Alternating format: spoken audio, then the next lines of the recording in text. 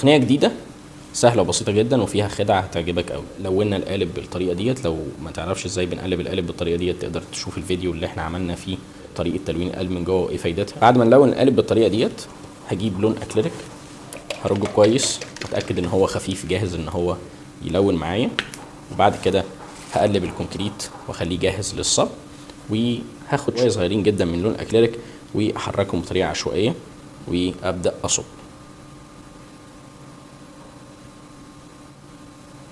اول لما اللون ده يخلص، اللون الاكريليك اللي انا حطيته، ممكن ازود شويه تانيين بطريقه عشوائيه برضه.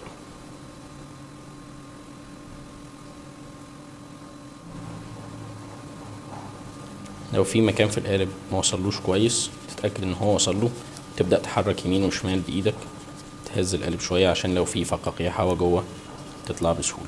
دي من اكتر التقنيات السهله والبسيطه اللي انت ممكن تعملها، مش محتاج تبقى فنان ولا تبقى فاهم تركيب الالوان ولا اي حاجه من الحاجات دي. بكل بساطه شويه اكريليك هترشهم من فوق على الكونكريت وانت بتصبه وهيطلع لك الايفكت ده. انت ناوي تفتح مشروع في الحته دي، انا نقيت لك اشهر 7 فنون هاند ميد موجوده في السوق وعليها طازن والجلد والمكرميه والكونكريت وغيرها، عشان يبقى معاك 7 كورسات في اشهر 7 مجالات متصورين باحترافيه وبمجهود عالي جدا، حاطين لك فيهم خلاصه الخلاصه. ال7 كورسات دول بقى بسعر رمزي جدا، اقل من سعر نص قطعه هتبيعها اول ما تبدا تشتغل. خش على اشترك الان هتلاقي كل التفاصيل جوه.